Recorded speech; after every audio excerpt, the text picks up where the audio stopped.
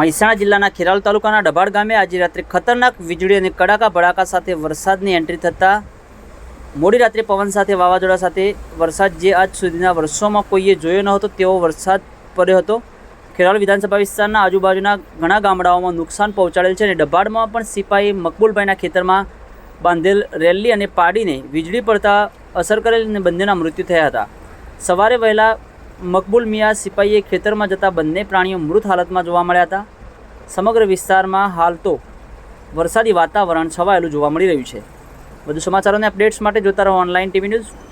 સુરેશ ઠાકોર અને ફારૂક મહેમાન ખેરાલુ સાથે।